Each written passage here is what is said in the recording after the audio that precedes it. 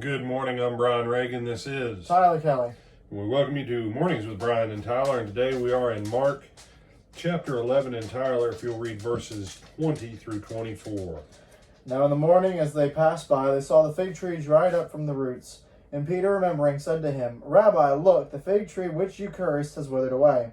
So Jesus answered and said to them, Have faith in God, for assuredly I say to you, whoever says to this mountain, Be removed and be cast into the sea, and does not doubt in his heart, but believes that those things he says will be done, he will have whatever he says. Therefore I say to you, whatever things you ask when you pray, believe that you receive them, and you will have them. All right.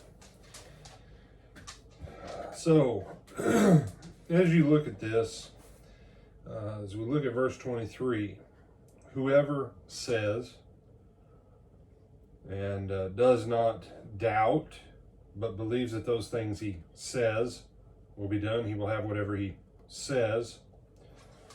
And then, of course, verse 24, whatever things you ask when you pray.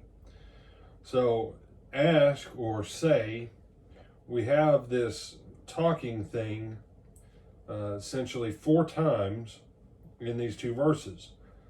And then you have prayer 1 time. You say, well, but brother, prayer is talking to God. Yes, it is. No, I don't disagree with that. But the issues really come down to does not doubt, but believes in his heart. Believe that you receive. So even belief and not doubt outnumber the word pray. Say outnumbers the word pray. You see, here's a truth about prayer. Prayer, first of all, has to be in harmony with the will of God. 1 John 5, Tyler, I think around verse 15 or 16. Look that up. I'll have you read it here in just a moment.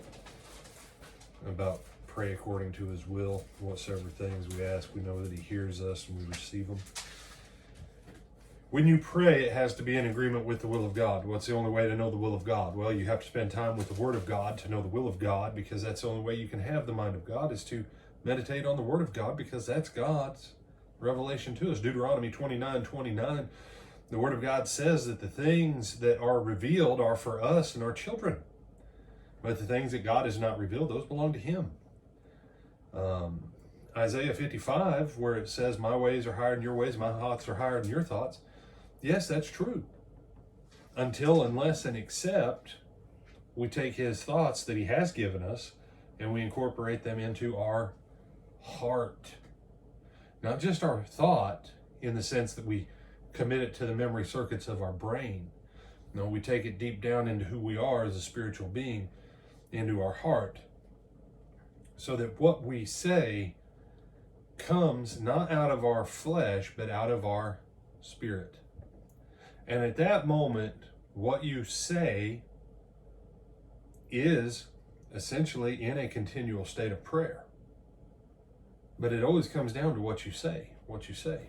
Did you find what I was talking about in 1 John 5, brother? About prayer? Yeah, a couple different ones on prayer. I'm assuming you're talking about within the last 5 verses of the chapter. Okay.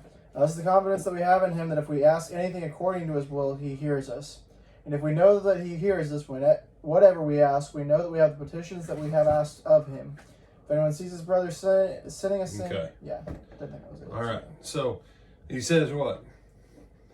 If we ask according to his will, he hears us. Mm-hmm. You see, that's the point of having faith in God. He hears us. You have to believe that God has your back.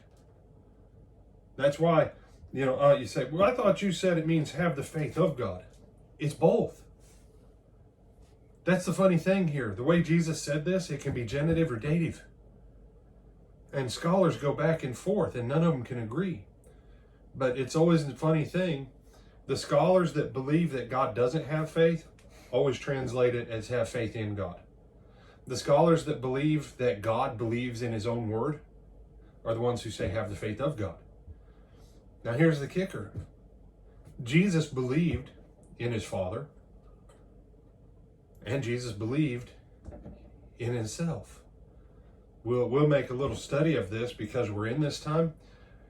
We're going to look at the verses tomorrow about the faith of Jesus and how your salvation is connected to the faith of Jesus. Jesus's faith is why you're saved.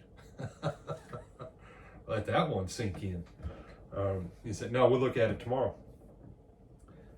But you have to ask according to his will. And this is the will. You know, John 17, Jesus says, sanctify them through thy truth. Thy word is truth. This is the only thing you've got. Someone says, well, you know, I don't have time to read the Bible. Too busy. I just don't know how come my prayers don't get answered more. Because you don't have the slightest clue what you're supposed to be talking to God about. You say, well, I don't need to go around cursing fig trees. I need real stuff. Yeah, that's the problem. You know what the difference between the stuff that we need on this hand and cursing fig trees is? Nothing. They're all things. Tyler, we have this interesting word in English. Mm-hmm.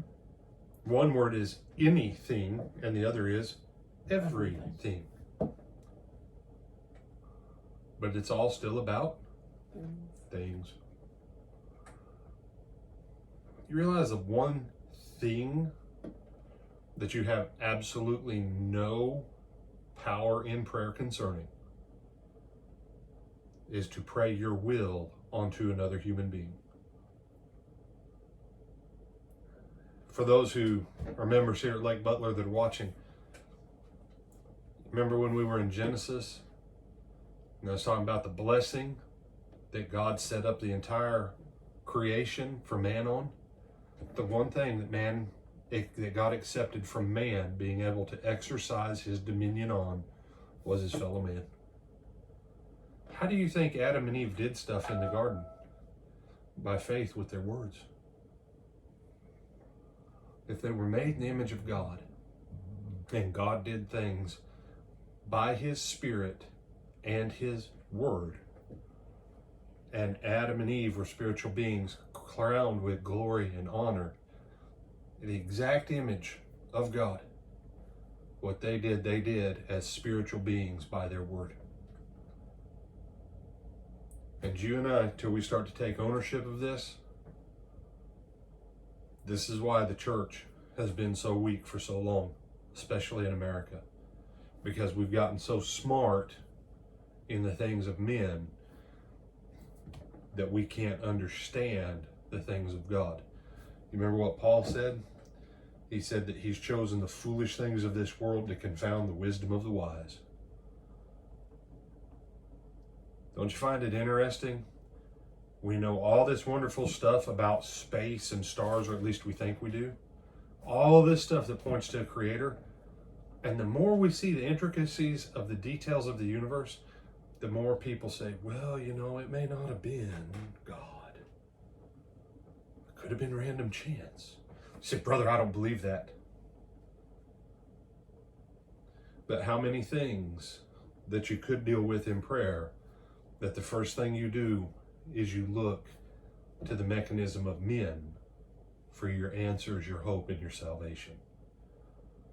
Satan's done a fantastic job destroying faith and getting people to intellectually believe the word of God, but it never makes it down into their heart. Believe what you say in your heart. Ask according to his will. All these pieces. You have some other thoughts on this, my brother? No, sir. You sure? Yes, sir. All right. Are you content with what we've covered? I think so. All right. Lord willing, we'll see you back at 12:30. And if you can't join us at 12:30, please join us at 7 o'clock tonight for Brother Greg Edwards bringing another fantastic lesson. He does a great job every week. Looking forward to it. Till then.